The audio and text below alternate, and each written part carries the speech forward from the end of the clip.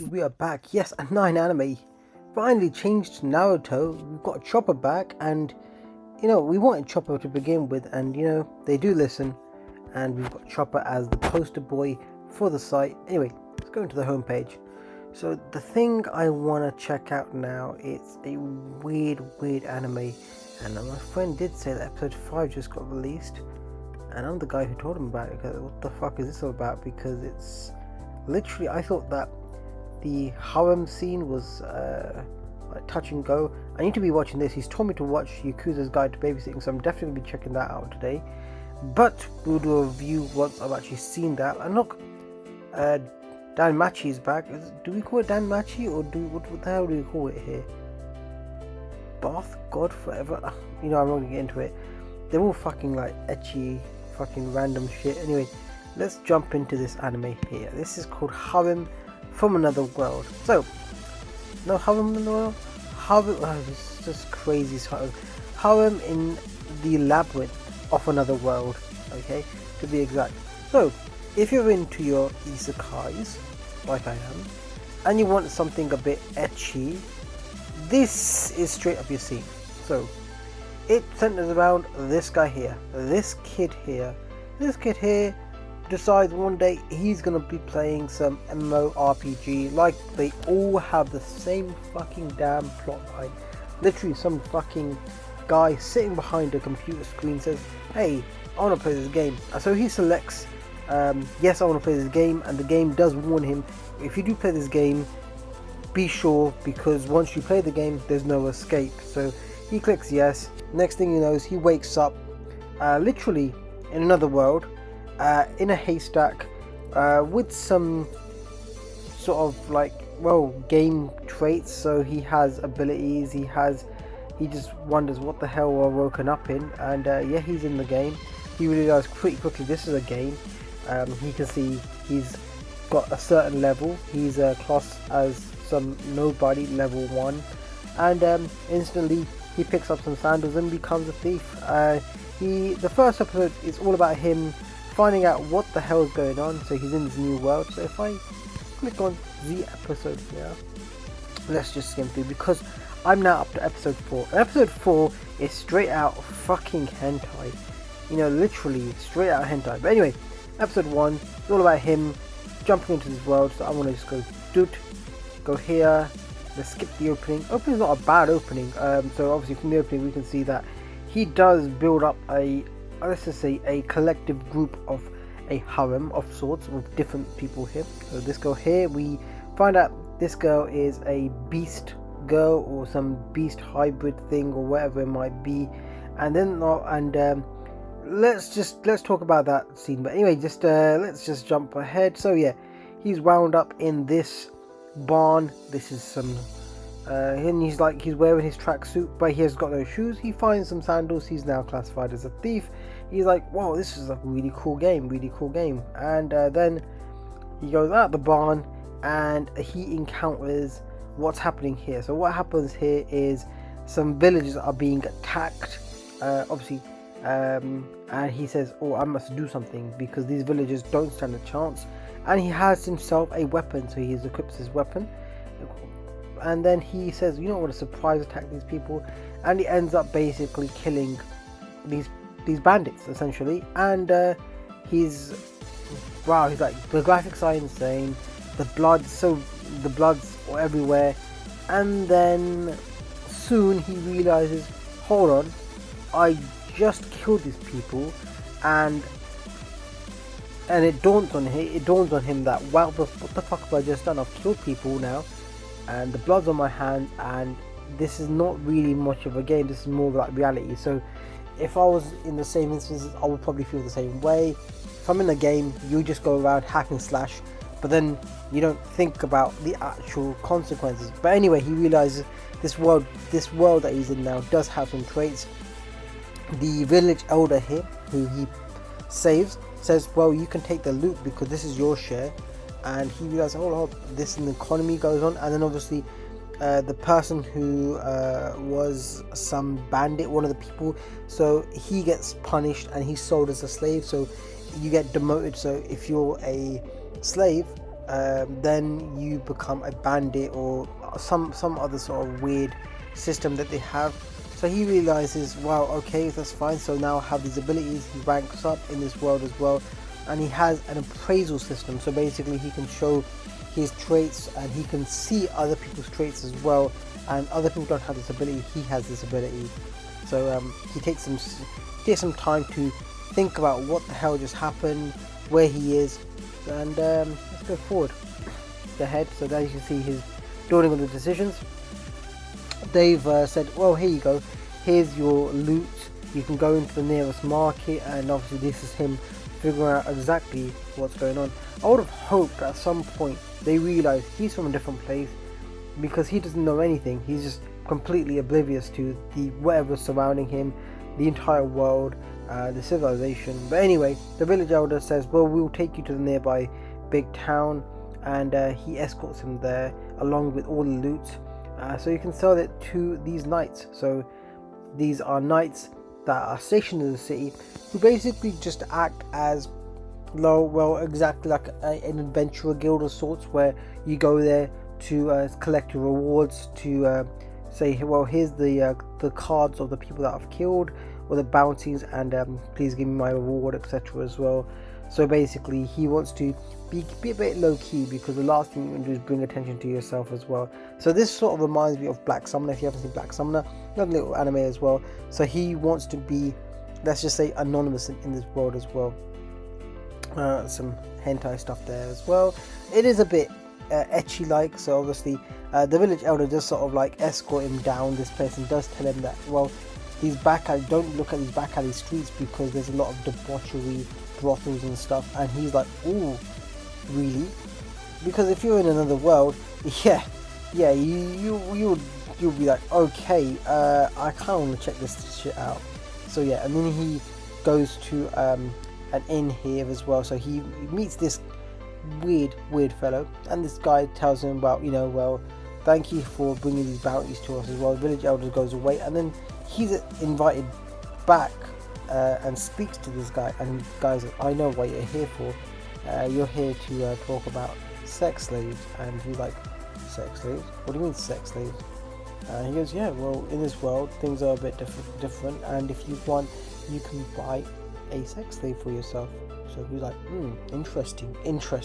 So this is where the ecchi stuff comes into effect here.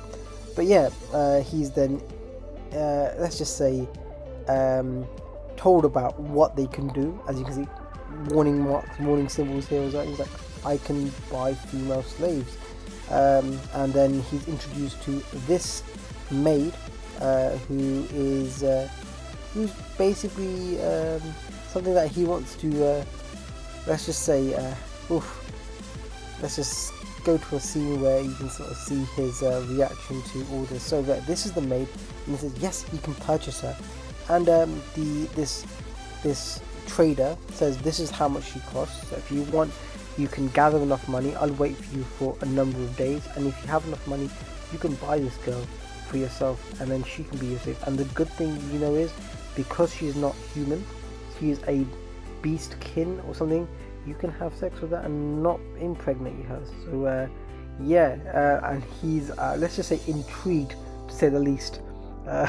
So yeah, so you get the gist of what's going on here. If I just go to a little scene here as well. Yep, so cute. And then he say, I'll wait for you for 5 days. So his now goal is to purchase her and to have enough money. So episode 2 is also about him basically trying to get enough money to, let's just say, be able to purchase this girl. So if I just skip ahead, come on, he goes back to where am I at now? Yeah. So episode 2, you get to fast forward, and it kind of like gives you a little like, wow, what the hell is going on here? So basically it's set a lot further, so it gives you a little glimpse into the future.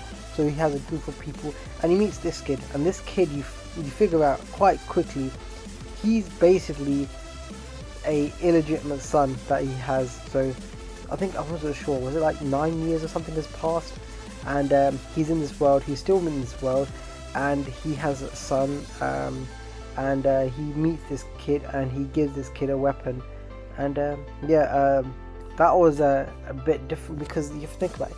He's now stuck in this world, and he's been here for 9 years training, and there's other people that you do see as well. So yeah, so fast forward there, little scene there. If she allows you, can keep this weapon and everything like that. So he's gifted his son this. He doesn't tell this kid that I'm the father, and yeah, he's like, thanks mister, thanks for the sword, etc, etc. Skip ahead here. So yeah, go back to the present time, and he thinks about the best ways he can gather enough funds to purchase said slave for his weird debauchery sort of stuff he wants to do. Let's just see what else is here. And then basically he's introduced to a labyrinth. So episode 2, he's in Labyrinth, and he fights his way into this labyrinth, and he realizes he has certain abilities, and his mana is drained, his magical MP is drained to a point where he's exhausted, and he has to basically gather it back. And yeah, it's all about him, let's just say, increasing his endurance, being able to actually figure out what exactly he can do to be more powerful. So it's him fighting through this labyrinth and basically gaining more and more bounties. So I think these creatures that he fights, they drop these little pieces of twigs or something, whatever they might be. He goes back there, collects his bounty, and then he goes back to the restaurant where he's sitting at, and he's treated to a meal there as well. And you can see him just fighting through his enemies. Finally ends off with him realizing that, well, fighting these enemies is time consuming and exhausting, and he won't be able to do it. And he realizes there's bandits, and he can find the bandits, and they collect a much higher bounty if he takes out the bandits. So episode 3 is all about him taking out these bandits and collecting all the bounties. As you can see, he's gaining a lot more money rather than him fighting through these labyrinths and killing all these small little weak enemies and gaining essentially a pittance for what he's getting. He's now going to fight these bandits, take these bandits out, and he's able then to collect enough bounty to purchase said slave. So as you can skip ahead, you can see he's actually infiltrating the bandits' lairs and their hideouts, seeing what exactly they're doing, who these bandits are. And then episode 3 is a bit brutal because he goes into the bandits' lair and he's basically essentially killing these people in their sleep. So it's very similar to like Redo of Healer. So if you've seen Redo of Healer, it's quite aggressive in terms of how he kills people effectively, and this is not any different. So he's in there, you can see he's just beheading and chopping off limbs with his sword without any mercy, because he's just fueled by this constant need to have this girl. So he's just fueled by sex essentially, which seems a bit messed up, but I mean it's twisted to say the least. But yeah, he's just gonna kill these bandits, and then he's there just doing what he needs to do to basically essentially have enough money to as you can see, kills all these people here as well. I feel it's like sad for like the women that are here, and the women bandits as well, so he kills them as well. Isn't able to collect the bounties on the women's heads because there's a bit of a noise, and he doesn't want to basically alert anyone else to what he's doing, because he goes in like a silent assassin. So he escapes the labyrinth, collects his MP, and you can see he's got the cards that he needs. So these are the sort of bounty cards that each of them have. Presents them to the knights, and he's able to basically collect the bounty, and essentially he has enough money then to purchase said slave. There you go, with 33 gold coins and 228 silver coins. That's what he's got. That's enough to get what he needs. So episode 3, he finally is able to purchase his first slave, as you can see here. And then this trader is basically implanting this connection. So basically on their card it says she's now belonging to him and he's the owner of her. And episode 4 is where I'm at right now, with episode 5 that I'll be watching very shortly. Episode 4, let's just say episode 4, he gets a bit more acquainted with who this girl actually is. And yeah, it's literally them he's just finally saying okay, gingerly making his way and being more familiar with who she is. So you know, in terms of bathing each other, washing each other. If I just skip ahead here as well, would you say go shopping first, give her what she needs, and she's, let's just say, pretty direct. She knows what she wants. She is a warrior. She is pretty skilled in that regards. She wants to prep the weapons, use olive oil to clean the swords and everything as well. And then obviously then it's just basically just a long arduous process of him going forward, getting washed, bathing, taking off each other's clothes, and then being accustomed to each other's body, let's just say that. And he finally makes his advance. Yes he does indeed. And finally, I'm not going to go to that point there, but yes, he does finally make his way inside her. And it's straight out just hentai. It's not even ecchi at this point, it's just hentai with him just basically. This anime is not suitable for children at all. So that's what happens here. So episode 4 is where it lands off, and he does tell her as well. He says, every morning just make sure you kiss me when I wake up. And okay, you go boy. So yeah, he's now the owner of this sex slave, and episode 5 is where I'm at. I'm just gonna carry on watching this and see where, because it's an isekai, it is ecchi like, but I don't know, man. You know, what else can I say? So episode 4 is where I'm at. Episode 5, I'm gonna be watching that now, and I'll see exactly how much further down the rabbit hole I go with this anime. Anyway, there's some good action. Yeah, is this even an anime anymore? Lol. This is not uncensored enough. I'm doing yeah. 2 years I just watched it. Oh my god, lol. Yeah, really weird thing as well. So a lot of times you see this, even if it's uncensored on this thing, I clicked on this, they still censor it. Now I can sleep well. Best anime ever, bro, man. You what the hell? Well, that's what people are saying anyway. But this is anyway. Let's wrap this up because we could be here all day just going around the table. This is what people are saying. 8.9 out of 10. I know. I'll give it like a 7. You know, I'll give it like 6. You know, fuck it. Borderline 6 to 7. It's an 18 plus. It's basically shield hero that had a baby with Redo of Healer, who had a baby with Black Summoner or something. I don't know, man. It's like a clusterfuck of different anime just shoved in together, with the Aru sprinkled on top. Anyway, this has been Ace. Hope you enjoyed the anime review thing. This is a long one anyway. See you guys next time. Ace out.